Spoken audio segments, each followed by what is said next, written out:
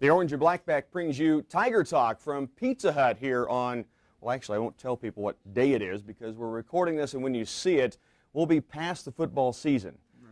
Unfortunately, as we record this, we're past the football season. We're joined by Coach Todd Rice, Ricky Hughes, and Austin Last.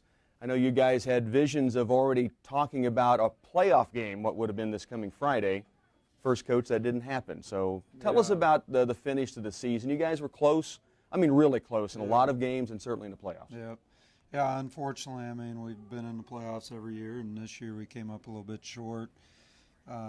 Would have needed to have won the Colby game or the Concordia by a certain point spread, and that just didn't happen for us. Thought we had a lot of improvement through the season, did a lot of good things, had some really good senior leadership for us with a couple of these guys here, and just unfortunately didn't get too many bounces to go our way this year. You talked about the Colby and the Concordia games. First, Colby, you dig a hole, you almost get back out of it, lose by 3, driving late. I mean, you're right there. And I thought the one thing I took from your team this season maybe is the fact that there wasn't a game that if you got down or you were up, the guys didn't fight every play. Yeah, I thought we showed a lot of resiliency through the season, and, you know, easily could have had 2-3 other games that could have gone the other way. And you know, it was a great group of guys to work with. They had a positive attitude, played hard for each other. So it was a pretty fun group to be with. Coach, I'll let you hand the mic over to Ricky real quickly. And I talk with Coach Rice weekly and sometimes more than once during the week, and I will let both of you guys know what he's saying about the seniors. He means wholeheartedly. I heard him say it week in and week out. You guys showed up, you worked, you led. Let's talk about resiliency, and Ricky, we'll start with you. We call him the Fuse. He's been called that for a long time because he's played he started playing as a freshman at the varsity level, at least some plays, and has continued through. There wasn't a play that maybe ignited the Tigers Den more than you guys being down, and a kickoff return sometimes will turn any crowd on its upside down, and you did that. Talk about that play that Friday night when you got a look to the outside. We had just had a kickoff return from T-Money. Yeah. And then you get outside and somehow walk a tightrope, break a tackle, and tell us how that play got kind of developed. I started to go up the middle, and then I've always tried to get the outside since freshman year, and I thought I might have the angle on him.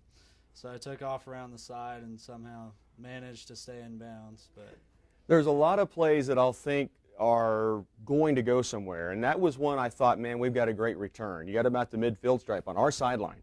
Yeah. I thought, okay, they got the angle. What a great return. We're going to be set up, right, Coach? And all of a sudden, wait.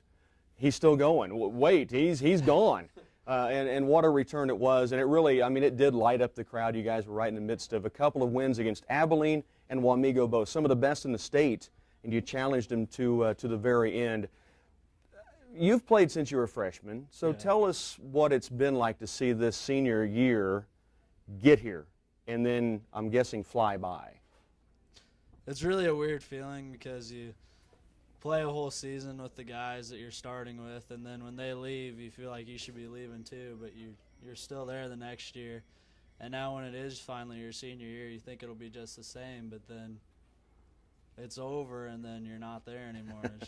It's weird. And it'll be weird not to see your number on the field, by the way, and to call the Fuse making plays out on the football field. Rick, I'm going to have you hand the mic over to Austin Last, who I've searched for a name, and I don't know if Austin even knows what I ended up calling him this year, but he's woolly, and he is a bully up on the line. So he became the Woolly Bully this year. I kept waiting for an opportunity to bring that song out. It's an old song. Coach Rice probably danced to it back in the day, I'm guessing, right?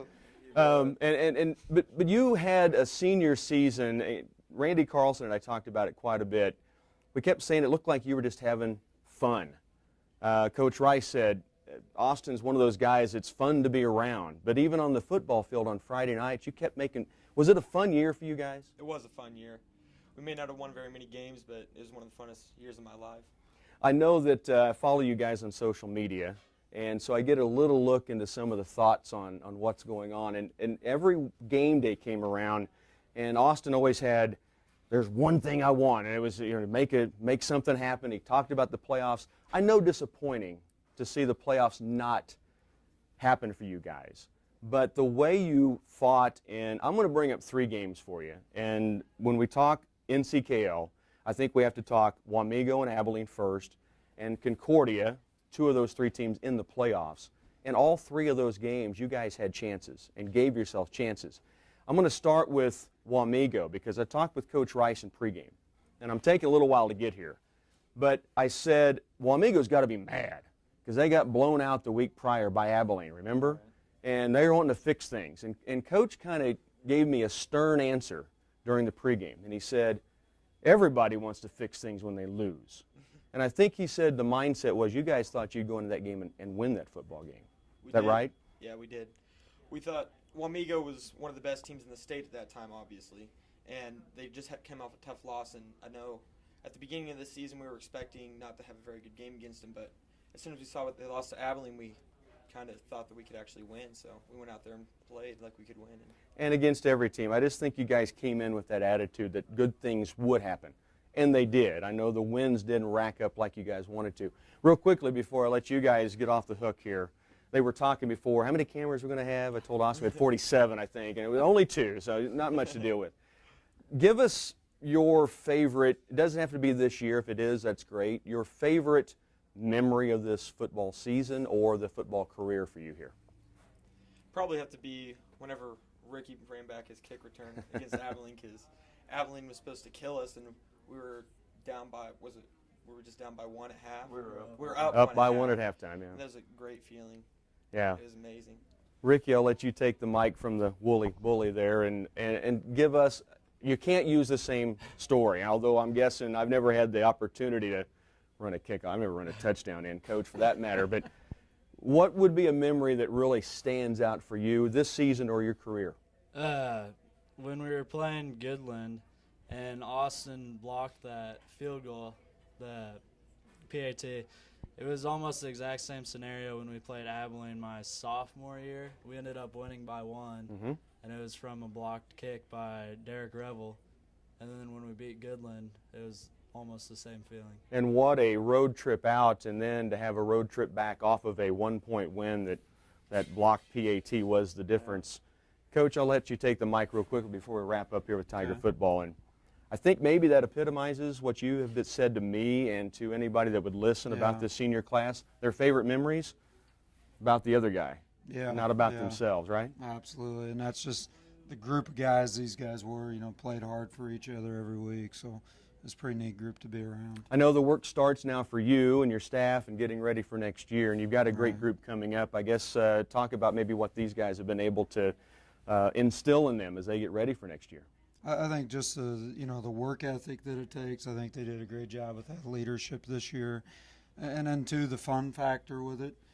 These guys, I think, had fun, with practice and fun with their teammates and trying to strike that balance of it's not just nose to the grindstone, but have some fun, get some things done, and and hopefully see the success come with that.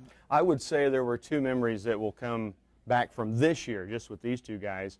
Down on our end zone next to the Otto Unruh sign, the last guy off the pile was Austin Last. I remember making the call because we had a 4th and goal line stand, and the big guy in the middle, the Wooly, he was a bully on that play.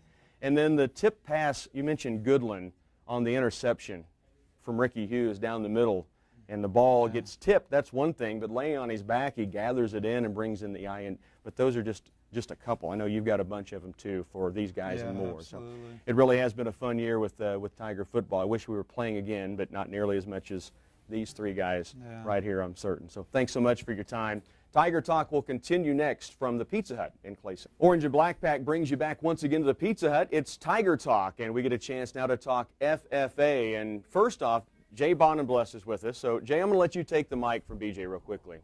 And one of the things that I think I'm going to have you address is the fact that when you say FFA, and we were talking about this beforehand, a lot of people think, well, that's a guys club.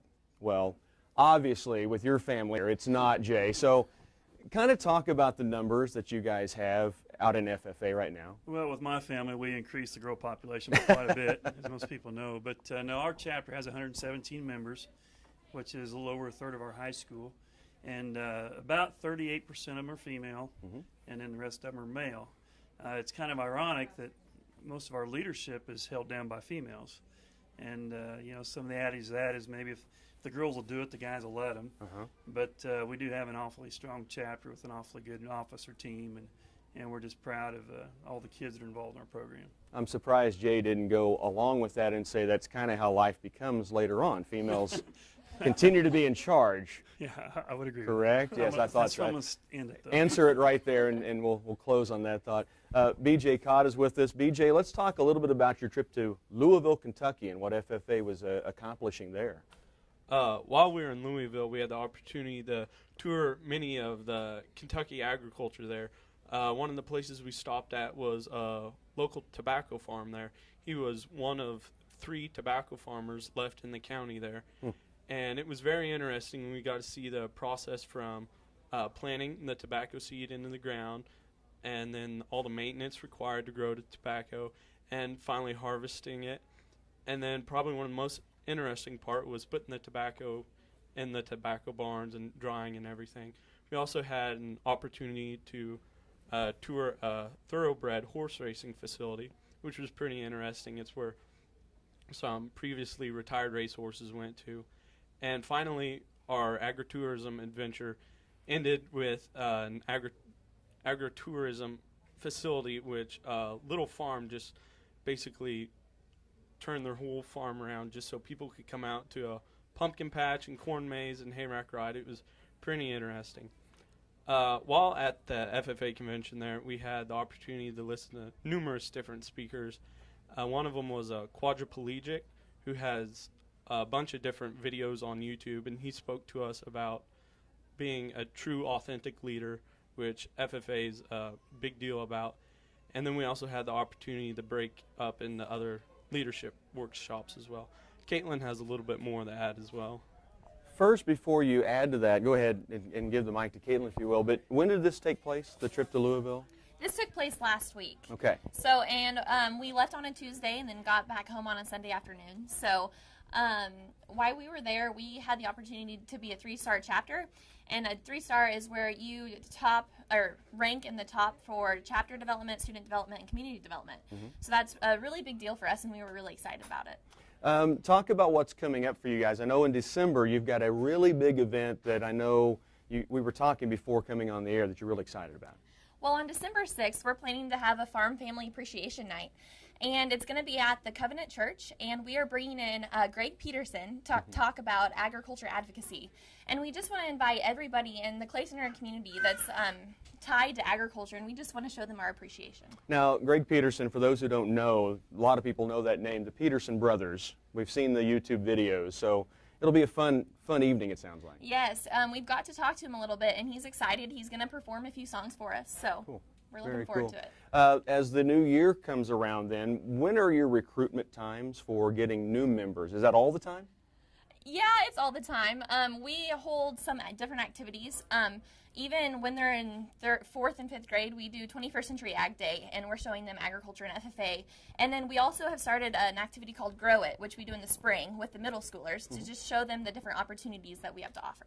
Okay, I'll put you two on the spot, as I did with football earlier. Talk about, obviously, visiting a tobacco farm would be my favorite memory from the year. Personally, I would probably have sampled more than you guys did, just saying. Tell us a favorite memory from this season. BJ, if you would first. Was the trip to Louisville kind of the highlight? I mean, you're just coming fresh off of it. I could imagine it would be. Yeah, that was part of it, but also this summer we had the opportunity as an officer team to go to Colorado and plan out all the events that we'll be participating in and leading this upcoming this school year.